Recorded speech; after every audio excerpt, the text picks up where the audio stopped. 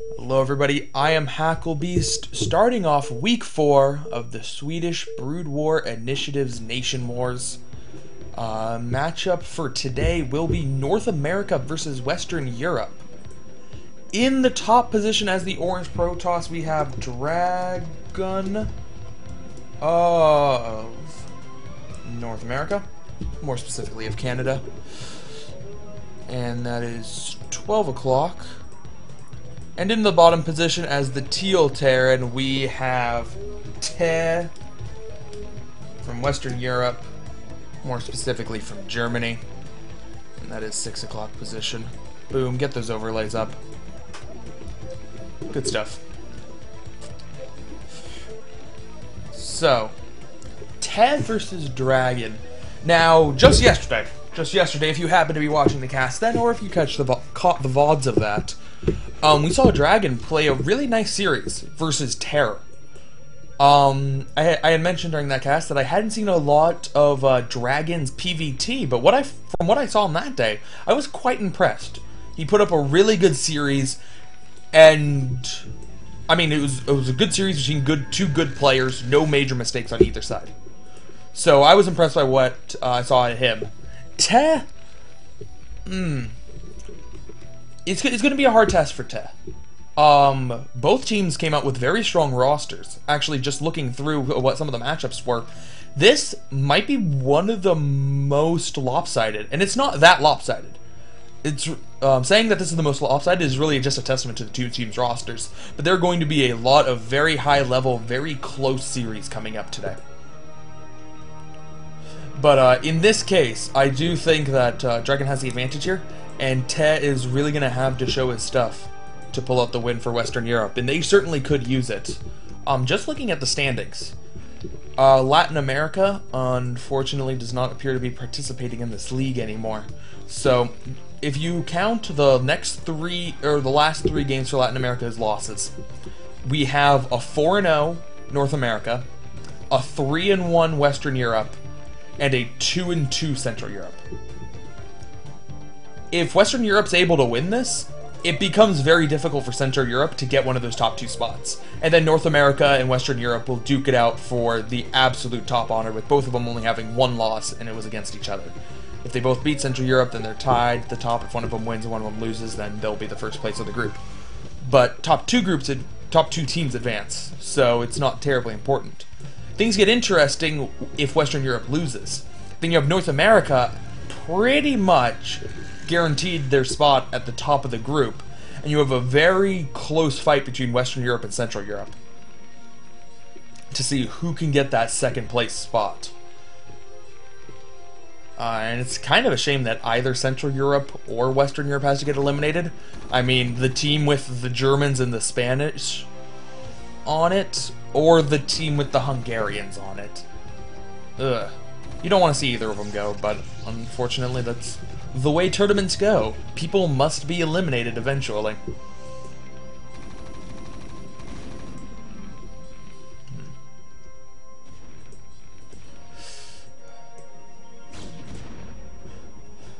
So, SCV getting continuing to get the scout. The Dragoon hasn't killed it off yet.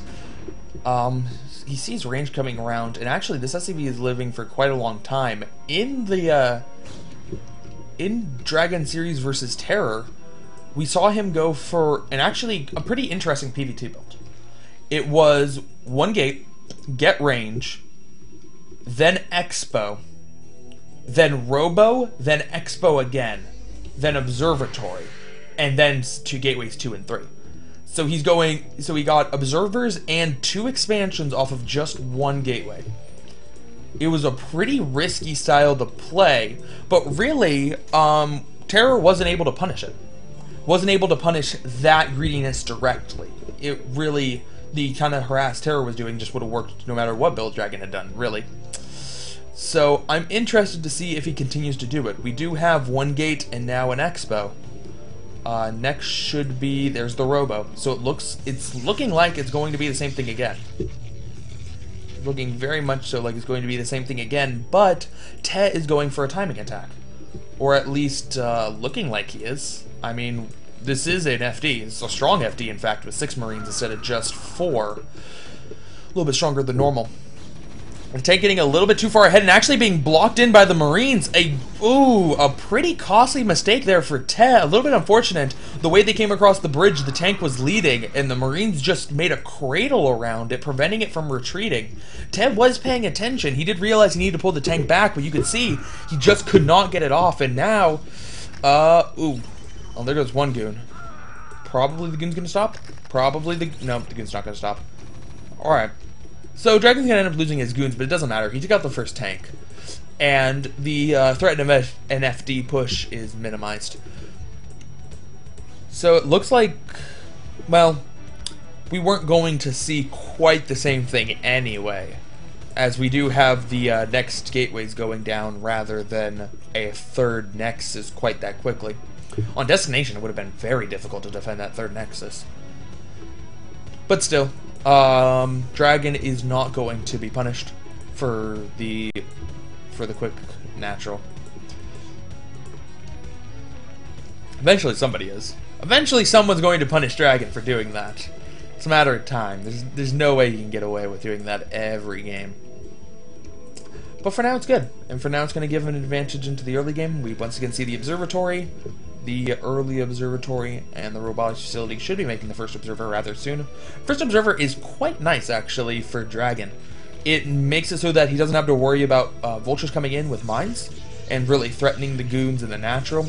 It makes it so that he can get a very, very early scout off on the opponent, and he knows exactly when they're pushing, what kind of factory count they have. A lot of really subtle things that come out of this build, and it's in part these fast observers that help make it safe. Because he has the scouting, he knows exactly what he needs to do against whatever the Terran opponent's throwing him in. That's a fast citadel. That's a rather fast citadel. I'm interested what he's going to do with that. Really, 3 options. He could be going for a very fast 2-base arbiter. Option A. Option B, DT drops. He hasn't started making the shuttle yet, but he wouldn't need to start making the shuttle yet. It'd be a little bit late for DT drops. Option 3 is a quick speed lot attack. But he doesn't quite have the gateway count for that. We'll see.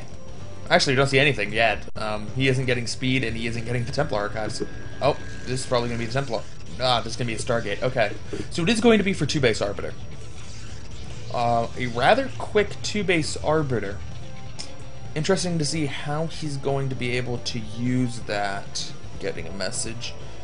Alright, cool.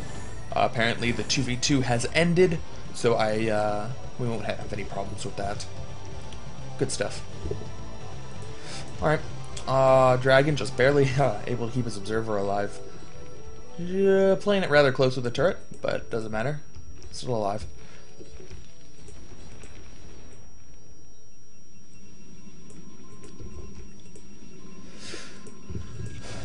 So, there's our Templar archives, there's a Stargate, and this should be throwing down the Arbiter Tribunal now. I'm interested as to, as I said before, I'm interested as to what exactly he's going to do with it. Terran can play this very defensively, and even if they start moving out, this isn't the best map for early attacks. The bridge really confines things, and it makes it so that one scan can really pick up all the units. It's kind of hard to mobilize an early attack, which it seems like he would want to after going for the fast arbiter tech.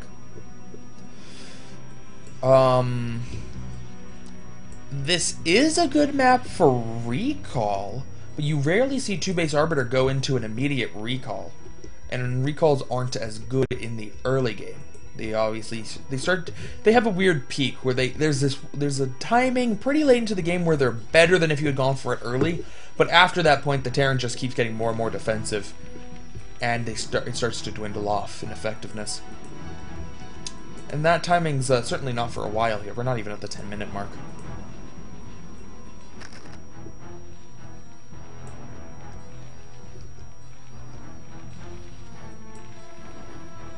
Alright. Wow. Damn it. Didn't we just go through this yesterday? I thought we had a rule about not talking about delicious things in chat. You guys, it's distracting. I can't be a good caster when I'm thinking about cheese. Cheese is delicious. Alright. So, wow, that actually diffused. I did not think that was going to happen. Considering DragOn had 6 goons here and he just didn't move them over, that Vulture Harass did a lot more than it should have.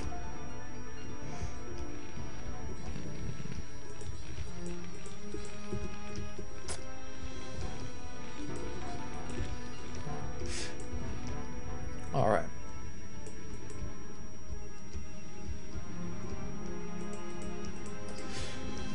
So, we have a shuttle. We saw DragOn go for this shuttle versus Terror. It's a shuttle. He's just going to pick up some zealots and have the option to do bombs if he so chooses, if the opportunity arises. Could be nice. Eventually, that transitions into a little bit later game. In a little bit of a later game, when he gets Storm, he can also put the Templars in there. Maybe do some Storm drops, maybe just keep him safe from EMPs, keep him generally safe from tank fire. This map doesn't have a high ground that you can siege up behind, but even this, even though you can walk behind with units, or you could mine out this, which it looks like he's already done, it still can sometimes be nice if your entire army's here to not have to walk up this ramp and then down this ramp to deal with 2 tanks on the back. Plenty of good uses for a shuttle, even if it's not going to be for harass. Now we see Te. Te's +1 is almost done now. And so is DragOn's. Now DragOn did not like getting early upgrades. DragOn was actually really relaxed on his upgrade count, and he managed to get full upgrades eventually, but it was only off of 1 forge. It was 1 forge that got all 6 of the basic Protoss upgrades. Oh, why are we not bringing observers? Why are we not bringing observers, DragOn? So, I guess DragOn's answered the question about what he's going to do with an early Arbiter. Absolutely nothing. Which, this always feels a little bit weird to me. When a Protoss player invests all the money in this building, and this building, and this building, and this building, and whatever upgrade they got from here and the Arbiter, and then they don't use it immediately. You could be putting a lot of that money towards a higher unit count, or a higher, or better yet, more bases. So, 2-base Arbiter can work if you have a plan for it and you know what you want to do. But if you're just getting 2-base Arbiter for the sake of getting a fast Arbiter, it feels like you could be doing it a little bit more optimally. The Arbiter does provide some utility. And what I mean by that is, there are certain units where you just get them, like the Observer. Observer has a lot of utility. You don't get it because you're going for a specific Observer timing and you want to push with the Observer. You get it because you don't know what your opponent's doing, and it's good pretty much whatever your opponent's doing. So you can do some reactionary stuff with Arbiters. If your opponent's attacking, it can be nice to have around, even without the stasis completely done. But it doesn't quite have the same utility. It really does benefit from having a plan and executing the plan with the Arbiter, as you would expect from such an expensive unit. Alright. So, DragOn's continuing to take bases. He's taking this mineral only in the back, and he's taking this, now it's a 5th base. Well, he will be, that's a cannon now. But we'll be throwing down the base there. And over on Te's side, this 3rd base has been up for quite a while, and should be getting a 4th rather soon. Now this is scary for DragOn. He did this versus Terror, where he just didn't attack. He let the Terran turtle up, and then he just expanded, and he overexpanded. He took so many bases on the map that he forced the Terran to move out. I don't think that works so well on Destination. I think that that's not going to be a losing strategy. I think he needs to be more aggressive and not just sit back on 7 bases, because you just won't be able to do it. We do have the Zealots dropped, getting some bombs off, and the Arbiter gets a really nice stasis So just based on the unit positioning here, with TEH's army being kind of spread out, and the Protoss army engaging the bulk of it not in a choke point, this is going to be a really bad engagement for TEH. It was a really, really nice engagement for DragOn, actually. Better than I thought he could get. But he just attacked TEH when TEH wasn't ready. TEH felt the pressure of DragOn and felt like moving out instead of just turtling back. So DragOn caught him out of position in transit, and he couldn't find a good position to really engage the Protoss army. That's going to be a huge blow to TEH. Now under 100 supply. And those units come out of stasis. This base is going to go down, and he doesn't have any other... He doesn't have another expo outside of the main and the natural. Once this one goes down, he's throwing down some supply depots here that act as a kind of a wall. Ooh, but DragOn's not going to go for it. Oh, a huge mine hit, and I think, yeah, that was pretty bad, DragOn.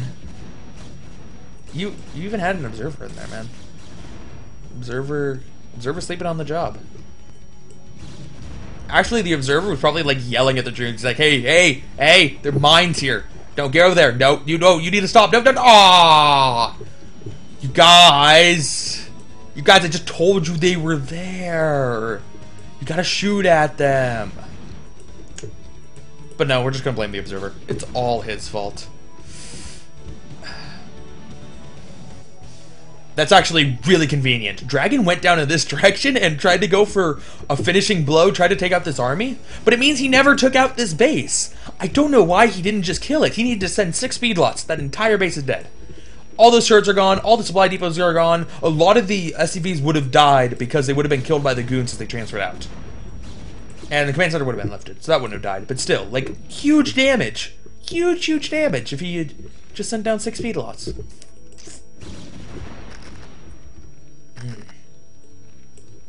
That's brutal. Alright. So, looks like DragOn going out on the move again. Going to try from a different direction. And, ooh, a pretty good stasis to start off. But he got the front 3 instead of the back 3. Ah, secondary stasis. And now TEH just does not have the tank count. He doesn't have the tank count. He can't win this, right? Right? He loses this fight because he only has 3 tanks. I think. These vultures are doing a really good job of laying mines here, and actually will end up pushing the goons back. And that thing got hurt. You should probably find a better spot to hang out, weird cat-mouse thing. I don't know, it's like, it's obviously mostly a cat, but its face kind of looks like a mouse. A little bit. Oh, and this guy. Also a bad place to be standing.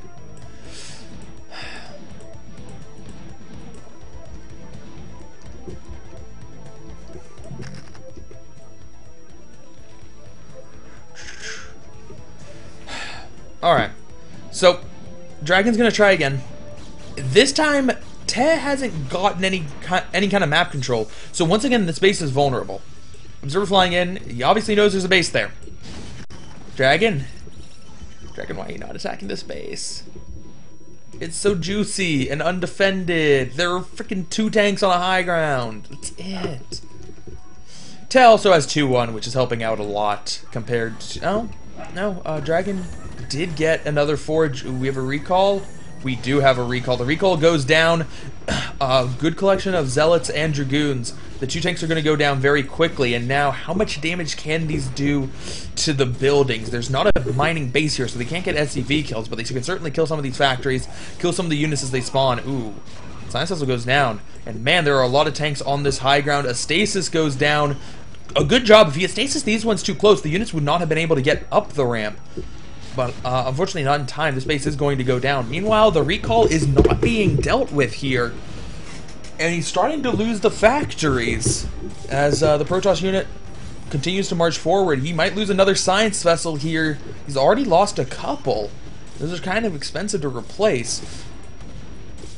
Man, finally TEH's main army is here, and he's not just going to try to kill it off with reinforcements. The Arbiter goes down, and now, yeah, so 2 factories, but it was pretty much an even unit for unit trade because TEH took so long to react to it.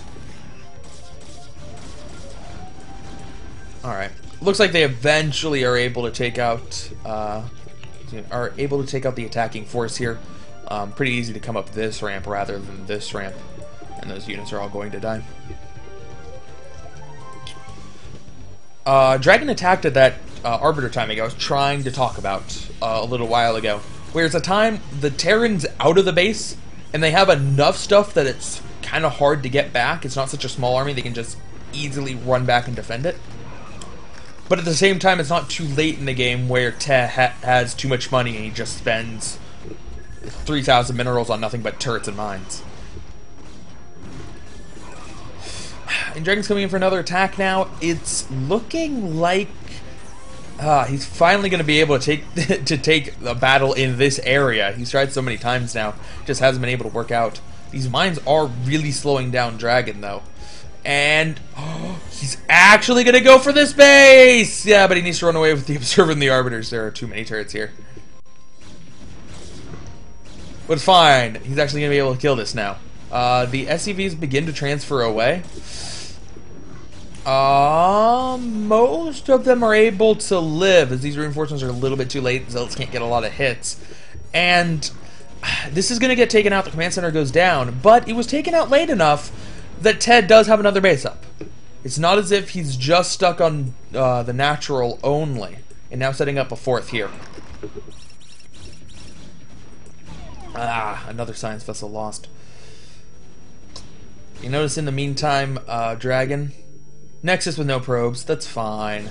Nexus, Nexus, Nexus, Nexus, Nexus, Nexus. 1, 2, 3, 4, 5, 6 Nexuses on a map where 6 is more than half of the map. Wait, 7. 7 Nexuses, excuse me. 6 is half the map, so he's taken more than half the map now. Somehow I wouldn't be terribly, terribly surprised if he took the base that he just killed of Tez here.